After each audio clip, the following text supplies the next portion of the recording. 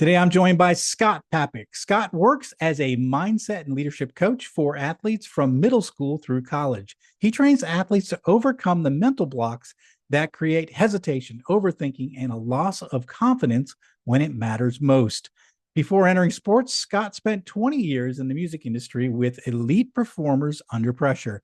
That experience shaped his approach to coaching, helping athletes build the real grit, stay composed in tough moments, and lead themselves first. He is the author of Compete with Confidence and The Athlete's Guide to Leadership, books designed to help athletes train their minds, lead with authenticity, and reach their full potential. And I'm excited to have him on the show to learn from his expertise. So, Scott, welcome back to the show. John, it's always a pleasure. Love the show. Love all the episodes. So very excited to be here. Can't Yeah, believe it's been 2 years. I know. I'm excited to have you back. I mean, just I'll pull back the curtain a little bit on the show. Scott was on the show back in 2023, and I learned at the time that not only was he an expert in a lot of great things, he was also an audio genius that he got from his time in the music industry. And he has been helping me produce this show for the past, what, 3 years, 4 years, 3 years. Wild. Yeah. Yes. Yes. Anyways, it's been fantastic, and your expertise on the show has been a big help. So thank you so much for all the help that you've given me over the past few years. You've made the show a lot better. So thank you. Well, you make me better too, and I appreciate that very much. And to be honest, like you're in the 1% of having a podcast still going for more than like a year. So kudos to you. Oh, fantastic. Well, without your help, I think it would be a lot more difficult. So I appreciate it. So let's dive into what you primarily do, which is the mindset training. So tell us a little bit about what is mindset training and how do you explain it when you're talking to athletes, especially? So I wanted to start off right away and say, and I very kind of you to use the word expert. I'm not an expert in anything except for my life, like my experiences. And like we said, we spent a lot of time in the music business, and there's so many parallels of just greatness that is aligned. And so I simply think about mindset training when I'm talking to an athlete or anyone is, do you have full belief you can handle what's in front of you? Simple as that. At all times, no matter what's in front of you, do you have the belief that you can go in there and compete? And that's in life, that's in a job, that's in a sale, that's in, missing 5 shots in a row. And can you just get right back up and say, no, I'm ready for my next moment? So it's training the mental skills part of it, getting very clear on who you are as an athlete, who you want to become, what are the skills we need to develop, both physically, and then what kind of like tactically also, and then what do you need the mental skills to keep you going? It's interesting because I think it sounds like to me it sounds like a confidence, right? That you're confident in your own ability through your training and your experiences. You're confident that you can handle what's coming next, right? Is that a bit of it? Yes, and you hit it right on the nose. I mean, we always say if you train and you can look yourself in the mirror and be like, yeah, I kind of did everything I could, that's halfway home to confidence right there. It's the hard work and the journey you've been on. I mean, walking up to something and not feeling prepared does not feel great, and Hmm. automatically you're struggling like, can I do this? I don't know. I've never been here before. The mind goes wild. Hmm. Yeah. Yeah. That's interesting. So the feeling of being prepared, it makes me think of the military. So we were in some interesting situations, but we had sort of trained enough to where we sort of knew what to do and we didn't panic. So we kind of it's like, okay, this is okay, this is the serious situation, but we've trained, we've drilled, we've done the work, so we kind of knew what to do. So we didn't panic. We were sort of confident in our ability because we've had the reps in, and I think that made us more successful. But one thing that was interesting to think about is I always think of confidence as being like sort of an important skill, right, that we need to have, especially I think of entrepreneurs. You have to have confidence to be able to trust that you can build something from scratch, but then there's a humility piece as well, that you're still willing, still open to learning at any point in time. Is that the other side of the coin? The other side of confidence is humility. I humility, growth mindset. Yeah. I believe curiosity is the way. Hmm. I feel like you treat yourself like a science project. You just never know how it's going to end. Scientists do test over test over test over test. Some fail, some don't, but they keep trying to learn. And I really think curiosity is absolutely the way of just wondering what's possible for yourself. So yes, I do believe humility, and that's a choice. Like, no matter what you're competing at in life, like we can either not be kind or we can be kind. We can have Yeah. humility or we can't have humility. Like that's a choice that we have. And Yeah. it's no fun to do things alone, hard, and it's no fun to be nobody wants to hang out with you either, right? So, Yeah. and that's one thing I have so many of these conversations that you're just reminding me of is there's this balance of really going for it at something, whatever you're training or whatever you're trying to be, and letting themselves have fun. Hmm. They think if they have fun or take a step back, they're not competing in that. They're not trying to be their best. So they think they got to be this person that's always competing, um, doesn't let themselves enjoy moments because they feel like if that's letting their guard down, like they're getting soft. So I think that's another piece of it of like humility of like, yes, but also be kind to yourself. Have yourself some grace because I'm telling you, if you're really, really, truly all in on something, it's ugly, it's messy. People are going to throw stones at you. It's not going to look normal. You're going to lose most of the time, and that's okay. But can you be curious enough and have that growth mindset and humility, be like, dust off and get right back up? Hmm. Love that. Well, from your experience and what you dealing with athletes today, what are some of the things that athletes struggle with most? I mean, confidence is the big umbrella. I mean, that's really what we're doing most of the time is training confidence and then understanding there's many factors that can be challenging confidence, but self-talk I would say is the number one. And then if I was to go around the self-talk, it's what other people think. That is like the number one of worrying about what others think by far.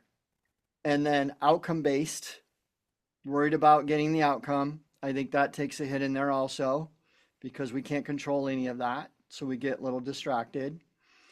So I mean it's outcomes to me and it's absolutely like what other people think. Yeah, it's interesting you say that because one of the things that I listen to the Joe Rogan podcast, like a lot of Americans, but one of the things that he says is I never read negative comments on my show or video. He said if you get lost in those comments, it can be destructive, because there could be 100 people saying that you're the greatest interviewer ever, but one person says you suck, and that's all you think about, right? And so he says I just avoid reading comments. So how do we deal with like the odd thing about dealing with what other people think about you? Is that do you give advice like don't read the negative comments or ignore the noise, or how do you handle that with young, especially with young athletes? Yeah, it's really challenging. I mean, they and I'm not, I hear a lot of I'm older, right? So you hear a lot of kids are soft. Like I don't believe that. I believe they're in a different situation. They are in a way different time than when I grew up, and it changes. It's changing all the time. The camera's always on. There's pressure from everywhere. And I've asked athletes after they've had good games, do you check social media? Yeah. What about after a bad game? No. Right? So it's like Yeah. I then say, well, then why are we looking for that validation? Why would we even go for that validation? Why do we even need to go for that validation? Right? Because it's never about the wins or losses, it's about the journey. No matter you win or lose that day, celebrate for 5 minutes, or you take what you learned from maybe not winning and then repeat on next day. Everything's Yeah. everything's the next day. It's the next day. It's the journey. There's nothing else in there. The wins and losses and competing is it's not competing against people. It's competing myself. Like, am I the best in this moment? Am I competing for this moment? Am I honoring this moment? Am I being my best in this moment? I might not feel great, but am I still competing?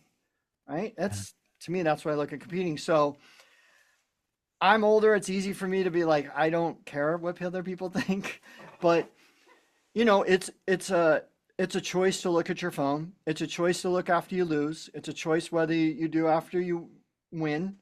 It's a choice to do all of that.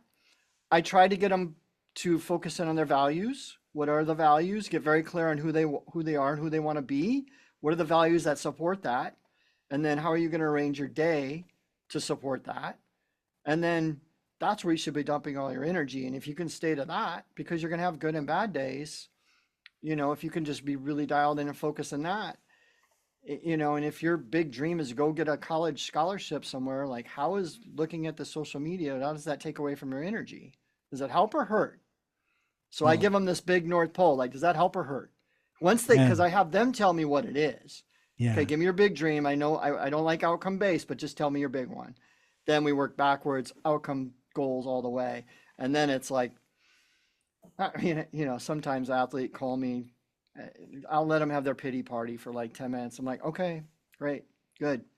Set yourself a pity party 10 minutes every day because you can have that 10 minutes, but anything past that is not going to help you get your college scholarship. So, yeah, what can you do to refocus and get going?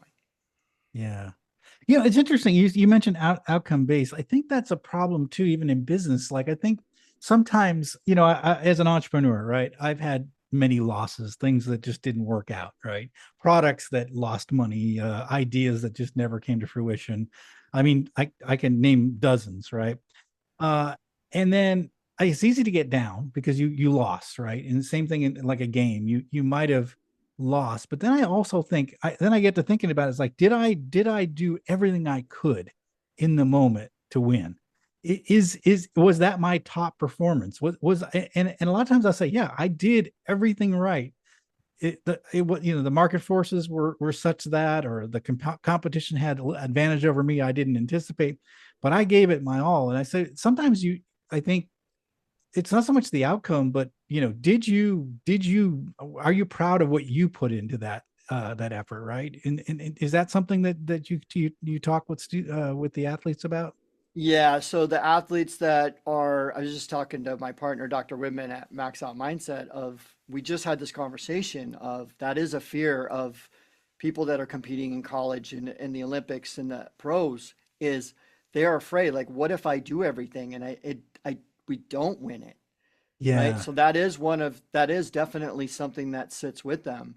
Um, so yeah, I mean, we're all human, right? We all want to get what we get. We want to be able to perform in that moment and then get the result we want.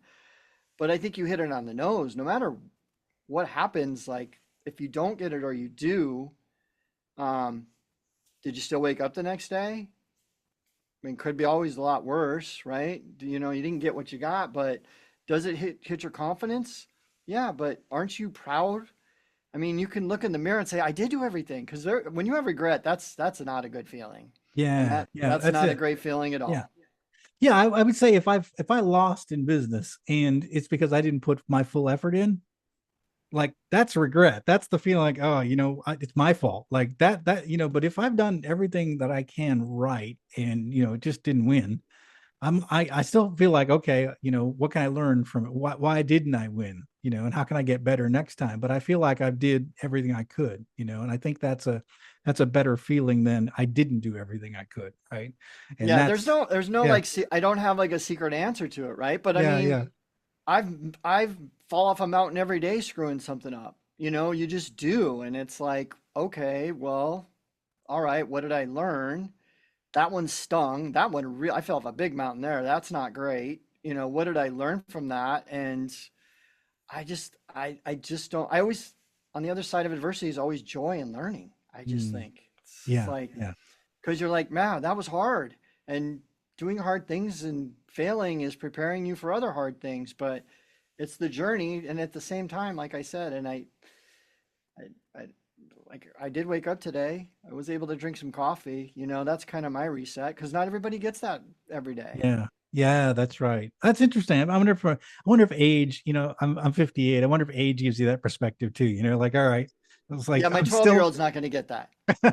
Yeah, No, exactly. no, no. So I mean, we're speaking with you, and it's a little. I mean, with the 12-year-old, Yeah. yeah, it's really challenging for them. They can't even regulate their emotions at all right now. Right. But Right. I can Yeah. get them to focus on what they've told me it's important to them. Yeah. Yeah. Yeah. I like that. I like that you kind of you sort of get them focused on what's your big term, long-term goal, and how is, like you said, reading the news after a loss, how is that helping you achieve your goal? And I think it's a great thing to bring it back to it. Like you've said, your goal is X. Like, You how is this told me helping you? I didn't make it up. You Right, told me this right. is who you want to be and this is where you want Yeah, to go. So I don't think you're all in because you told me you were all in, yeah. but I don't know if you're all in because Ah, you are doing you. So are we really all in? What could we do better? What could we do better this week so we, can we knock five? Can I get you to knock off 5 minutes this week off your social media? Can we track it? And then can we write down how it felt? hmm. That's all in. Yeah. That's doing the little things. And typically I mean, I'm not an expert in this area, but I know that what I've heard about, high performing athletes is that it's the little extras that they do that make that to make all the difference. These, they're thinking about how can I get better in every single way possible, you know? Yeah, I mean, sometimes you'll have a team that's like undefeated and just had a huge win, and the next day they're said that was the worst game they ever played. You would have thought they've never won a game before. Yeah. They're still Yeah. trying to get better, right? And they're Yeah. not trying to get complacent. So Yeah. they're trying to always get better. I mean, and it's such a simple little process. It's literally if you have the right questions that you're trying to, chip away at, and you can sit there and, just spend a little time writing them down and looking at them and evaluating them and looking at them again in the morning. And what's it take, 5 or 10 minutes a day, Mm. you know, and then write something you're grateful for, you know, not a bad little journal experience. It's the number one medication I give to everyone. I mean, honestly, like they'll tell me where they want, and then I craft questions that would let them, they're open ended, that would make them, that's not a yes or no, and they have to go deeper and deeper. And um, yeah, I mean, I have some athletes that they're competing and they're like, hey, send me 7 more questions. Like, so I just send them like on Mondays now. There's a group of them that just love them, and I'll be Yeah. like, hey, what are you struggling with? And they'll Mm. say comparison. So then I'll be like, okay, um, and then I'll craft up some comparison ones. Give me a time when you were comparing. How did that feel? Did that make you feel good? Did that hit your goal? Right? And Yeah. then it's just becoming aware and getting in the habit of that. Comparison was, it's, yeah, fear of other Yeah. people's thoughts and comparison. It's just, Yeah. those are the ones. I love what you're talking about here, and listeners, I hope you keep picking up on this is like really good coaches, people that can really help you are the ones that can ask questions, not the ones that tell you what to do, but the ones that can find, explore what's happening inside your own mind and help you find your own answers to your problems. And I think that's a great coach is a great is a good at writing questions and in pulling those ideas out from the person they're coaching, right?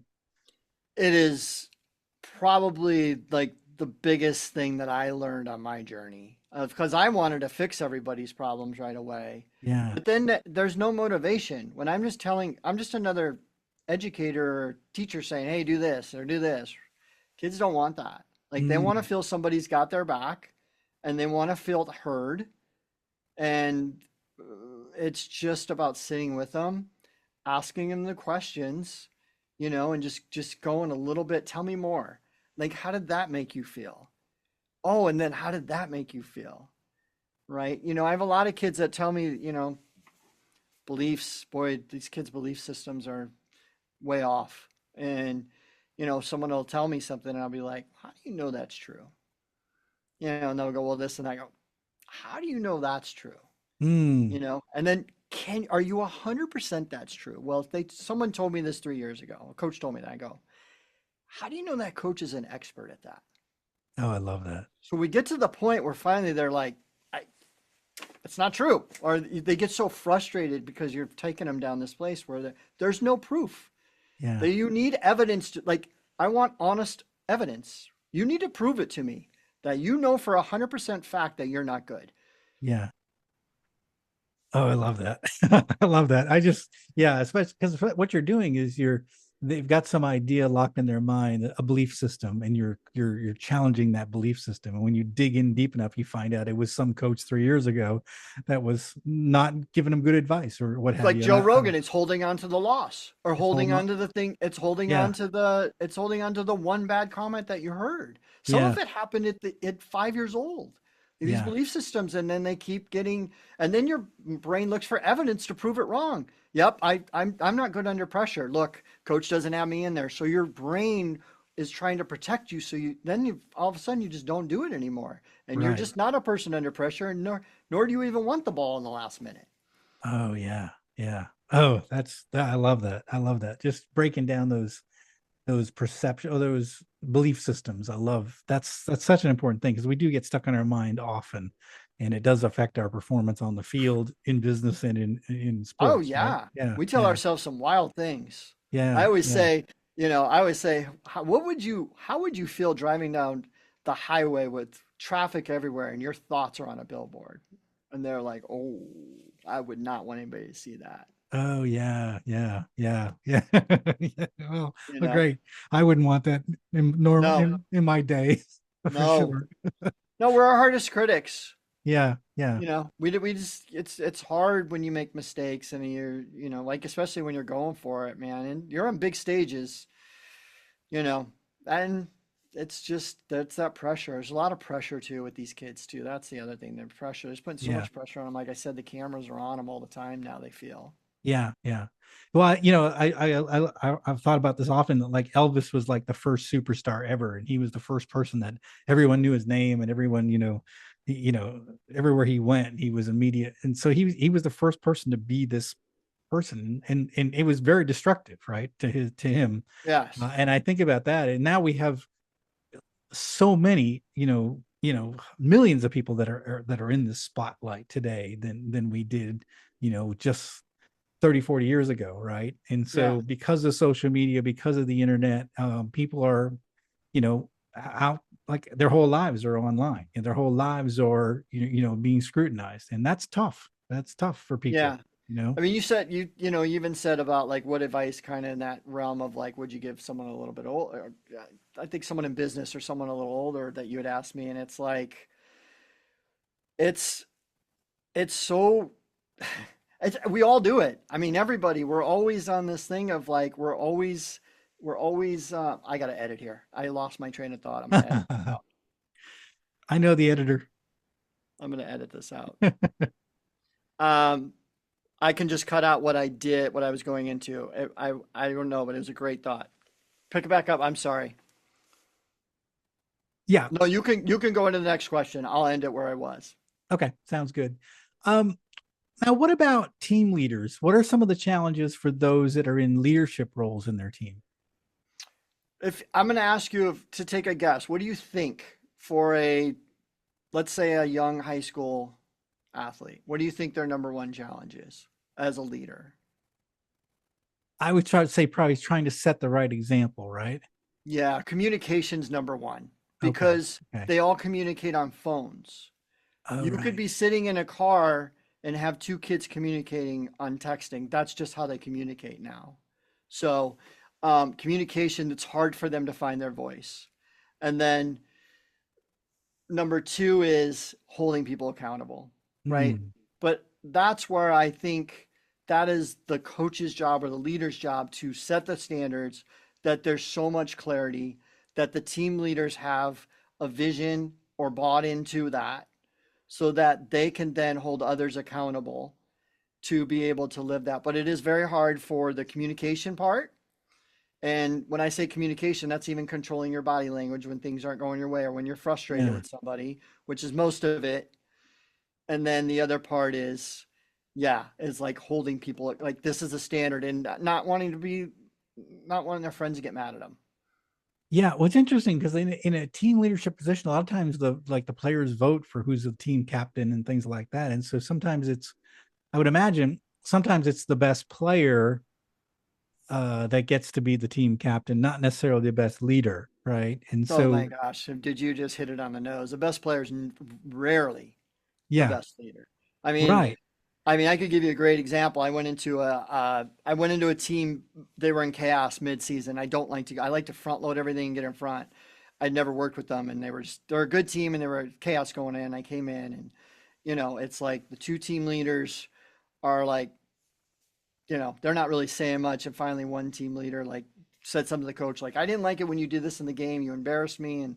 And the other player said the same thing. I don't like it when you just see their coach, and I was like, well, who do you guys go to when, do you go to each other do you have a battle buddy? Do you have someone that you can go to? And they're like, no, I go one says I go to this kid.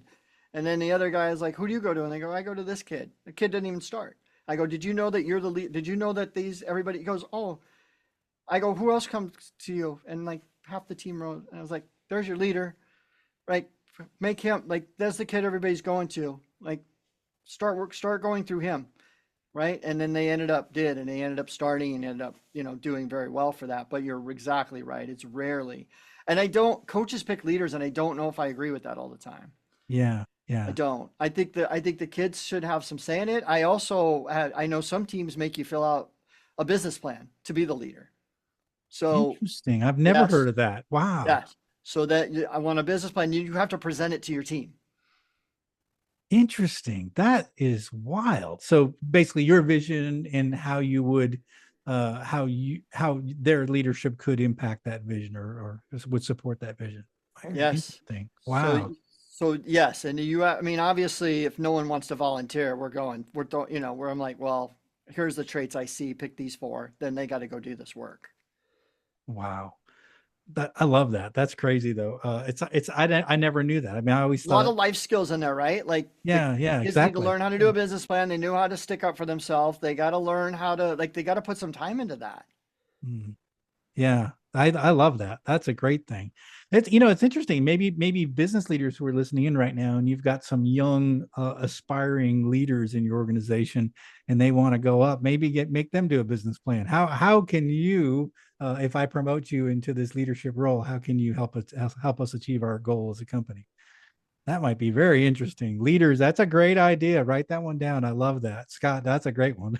I've never heard that before, but I love it.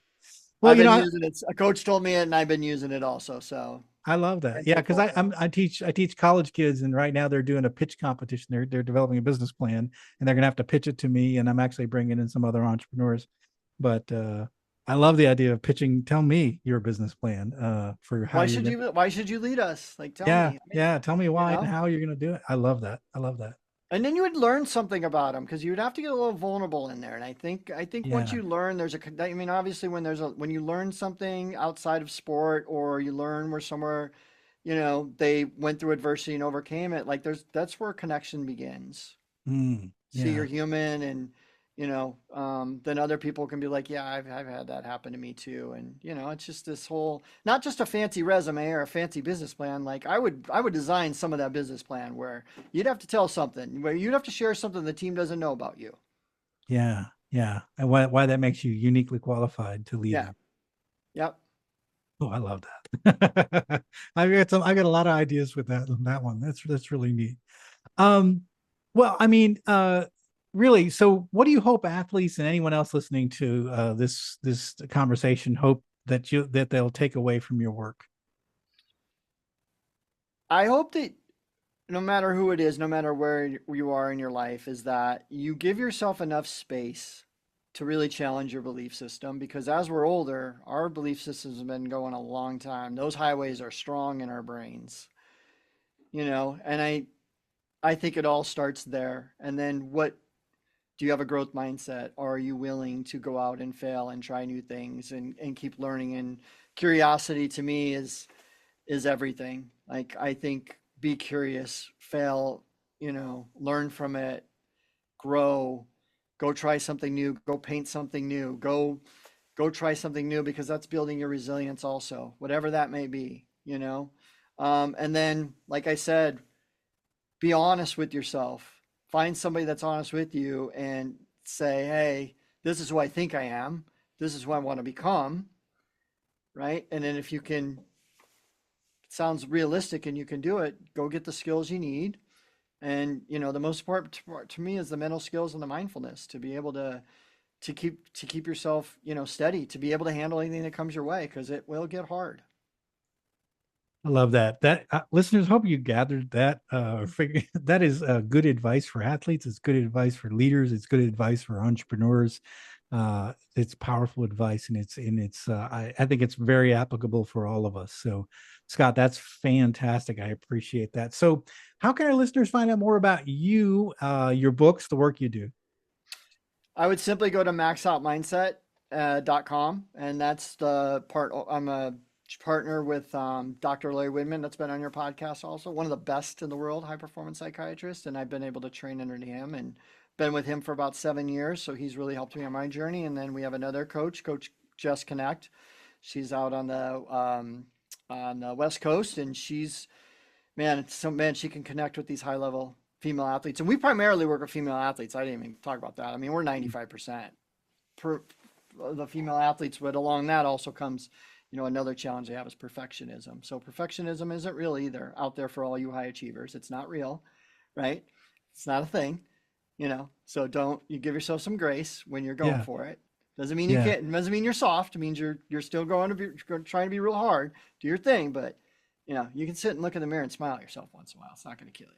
I love that. I think we can do a whole episode on perfectionism, because I've seen that in people that have worked for me, and it can be a struggle for some people for sure. It's crippling. Yeah, that's exactly right. I was think that's the right word for it, crippling. That's what I've seen as well. And it's hard as that person's boss trying to help them sort of get over that I Yes. need things done. I don't need things perfect, and I think Yes. that's a Yes. hard thing for perfectionists to overcome.